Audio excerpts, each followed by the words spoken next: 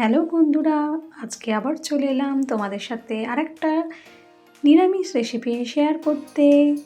পোস্ত তো তোমাদের সকলেরই খুব পছন্দের, সেই পোস্ত দিয়ে আজকে একটা নিরামিষ রেসিপি শেয়ার করব তোমাদের সাথে।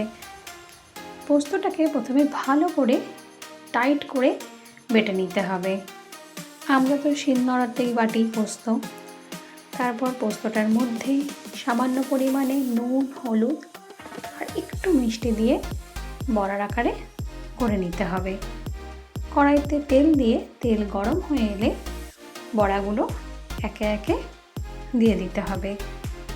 বড়াগুলো এপিট ওপিট বেশ লালচে করে ভেজে নিয়ে একটি পাত্রে তুলে রেখে দিতে হবে। প্রয়োজন হলে কড়াইতে আরেকটু তেল দিতে হবে। তারপর তেল গরম হয়ে এলে সামান্য পরিমাণে গোটা জিরা ফোড়নে দিয়ে দিতে হবে। এবার আগের থেকে এরকম লম্বা লম্বা করে কেটে রাখা আলুগুলো তেলে দিয়ে লালচে করে ভেজে নিতে হবে। তারপর পরিমাণ মতো হলুদ আর স্বাদ মতো নুন দিয়ে আলুটাকে বেশ কিছুক্ষণ ভালোভাবে ভেজে নিতে হবে।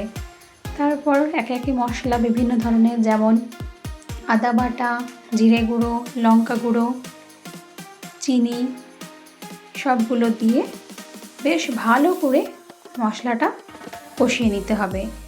মশলাটা খুব ভালো করে কষানো হয়ে গেলে ওর মধ্যে যতটা পরিমাণে ঝোল রাখতে চাই ততটা পরিমাণে জল দিয়ে দিতে হবে।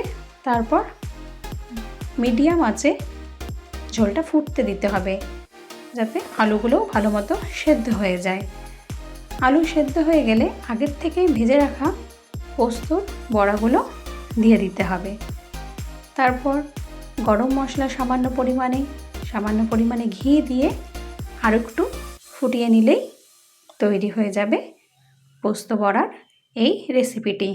নিরামিষের দিন তোমরা অবশ্যই এটা করে দেখো, দারুণ লাগবে খেতে।